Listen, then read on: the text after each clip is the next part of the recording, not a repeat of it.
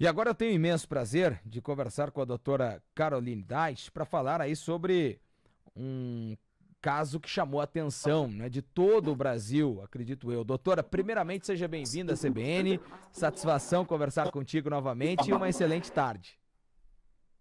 Olá, boa tarde a todos. Sempre com imensa satisfação, eu venho aqui prestar esclarecimentos para vocês, né, desses assuntos um pouco desagradáveis, né, mas vou tentar aqui esclarecer ao máximo as dúvidas de todos vocês.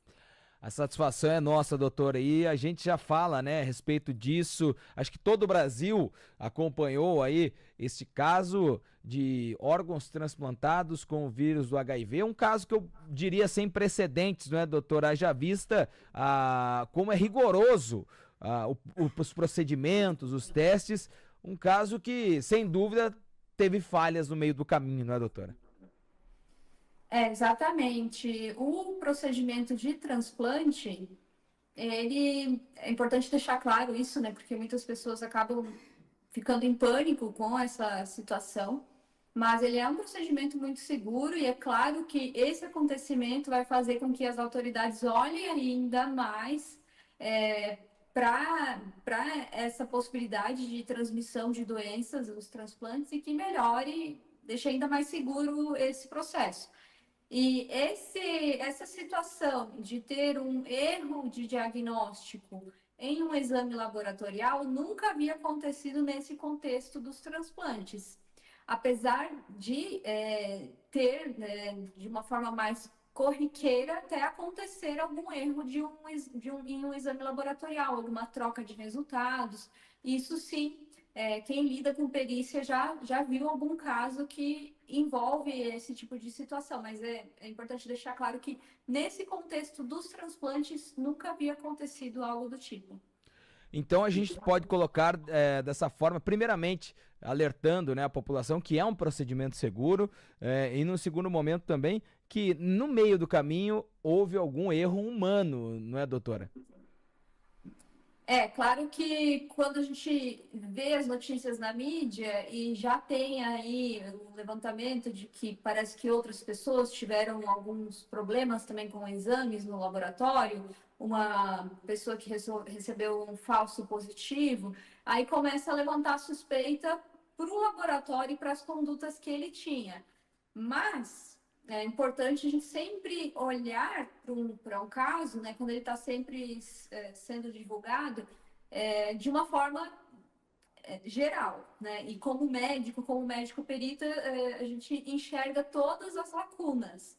Então, assim, existiria a possibilidade, né, do laboratório fazer todo o procedimento correto e ainda assim ter um problema no resultado, também existe essa possibilidade. Então, isso é importante falar, né? Por mais que seja difícil essa avaliação, nenhum método de laboratório vai ser 100%. Ele pode, às vezes, ser 99,9% assertivo. É claro que estamos falando de um teste que é o ELISA de quarta geração, que ele é bastante sensível e específico. Então, ele tem a capacidade de apontar o vírus, o anticorpos do vírus, né, e de ser realmente específico para o vírus do HIV. Então, é um teste, né, com uma boa acurácia, mas na medicina nós não temos o 100%. É claro que se o teste ele é 99,9%, vamos, né, citar como um exemplo, nenhum fabricante de um teste ou qualquer método nunca vai ter o 100%. Né? Sempre tem muitas variáveis aí no meio. Então, quando a gente começa a somar erros sistemáticos no procedimento, de pessoas que podem não estar seguindo adequadamente a risca como tem que ser feito aquele exame, esperando o tempo em cada uma das reações, ou a possibilidade de uma troca de determinada amostra, a gente vai diminuindo mais ainda essa acurácia e a chance desses erros, desses eventos passarem é ainda maior. E quando a gente fala, por exemplo, de eventos esportivos, não é, doutora? Nós temos ali a questão do doping também, muitas vezes feita por questão de exames. Por isso que se exige sempre uma contraprova, né? Por não ter realmente essa evidência de 100% de apuração em um único exame, né? Aí entram outras variáveis também, né? Tanto da possibilidade do uso, né, de determinada substância, da janela, né, de detecção do exame, mas uma coisa que é muito importante, né? Então, e que bom que o laboratório errou no exame, mas que ele guardou a amostra para fins de comparação. Então, a amostra, né, realmente confirmou que tinha ali o vírus do HIV. Então, provavelmente foi algum erro durante a realização do processo, ou até mesmo algo que parece simples, mas é uma tarefa ainda assim complexa que exige atenção, que é passar um resultado para o sistema. Se o sistema não o sistema de exame não é totalmente automatizado, precisa ter uma pessoa para fazer a leitura no aparelho e literalmente digitar ele no sistema. Então, esse momento, né, se o profissional não está ali ciente da responsabilidade dele e ele não está com a atenção voltada, ele pode produzir um erro também. E quais são as consequências, doutora, também aí para os profissionais envolvidos, para o laboratório, os pacientes? O que que a gente tem aí, que poderemos ter, né, de desdobramentos, afirmando também, claro, né, a gente sempre fala da perícia que demonstra essa questão evidenciada, mas também que consequências podem ter aí esse fato, os desdobramentos agora desse erro, né? Claro que tanto na parte jurídica, né, muitos advogados já exploraram bastante esse assunto, mas da parte médico-legal, quando nós falamos de perícia, e a perícia ela pode acontecer também num contexto extrajudicial, inclusive formando uma equipe de auditoria para verificar o que aconteceu nesse caso, tá? Então também é importante essa auditoria interna.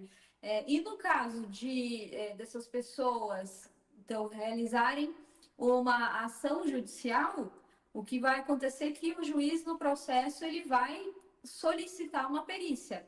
Então, essa perícia vai tanto fazer a avaliação, pode fazer a avaliação mesmo da conduta do laboratório e o nexo, porque aqui parece muito fácil, né? Então, se a pessoa fez o transplante, ela tem HIV, então esse HIV veio exatamente desse evento. Mas ainda assim o perito precisa verificar se existe o nexo, tá? Se realmente essa pessoa se contaminou com HIV nesse evento do transplante. Então, isso é importante que fique claro, né? Parece muito óbvio, mas até mesmo óbvio o perito precisa mostrar para as autoridades para que não fique dúvidas, porque afinal existem outras formas de contrair o vírus. Então, realizado assim essa primeira etapa de que sim, existe esse nexo entre o evento do transplante e a contaminação com o HIV. Aí, a partir disso, a gente precisa avaliar as repercussões no organismo. Claro que a repercussão autoimune, ela já é bem conhecida de todos nós, né? Então, que o vírus HIV traz uma debilidade para o sistema autoimune. Mas cada uma dessas pessoas pode ter reagido de forma diferente. Uma delas que recebeu o transplante, que eu vi em uma das notícias, né? Então, vou citar como um exemplo, teve óbito. Então, claro, o procedimento de transplante ele já é algo muito delicado, né? Mas aí o perito vai precisar avaliar o prontuário para ver se agora que a gente tem essa informação do HIV, entender, será que o HIV influenciou na morte dessa pessoa? E verificar as outras pessoas que foram contaminadas também, todo o impacto que isso teve na saúde dela. Então, além, né, de ter o impacto já de conviver com o vírus para o resto da vida, né, ter que tomar medicações, né? E claro que isso aqui é bom a gente até fazer um parênteses, né? Que hoje as pessoas que têm HIV, elas convivem muito bem, né, com o tratamento. Claro que podem ter alguns efeitos colaterais do tratamento, mas isso cada vez é menos perceptível com a evolução. e muitas vezes vão morrer de uma outra doença. Mas, né, ainda assim, né, traz um certo estigma social, cada pessoa pode reagir de uma forma, até na questão psicológica, e aí tudo isso vai ter que ser avaliado, porque cada pessoa, por mais que ela esteja ali na mesma situação, então vamos falar de órgãos duplos, né? Então, as pessoas que receberam rins, cada pessoa recebeu o rim direito ou esquerdo, né? São duas pessoas diferentes. Aparentemente, as duas, se elas contraíram, uma situação hipotética, né? Se as duas contraíram um HIV, então parece simples, né? Tá resolvido. Não, a gente precisa ver cada uma dessas pessoas, será que alguma delas já manifestou algum sintoma de queda da imunidade, que a outra talvez não tenha manifestado, já teve que ter uma internação e a outra não. Então, essa ação, né, de contrair o HIV vai ser diferente em cada uma das pessoas, né? Então, precisa ter toda essa avaliação da perícia, com a avaliação dos documentos, avaliação das pessoas mesmo, para se dizer a extensão desse dano.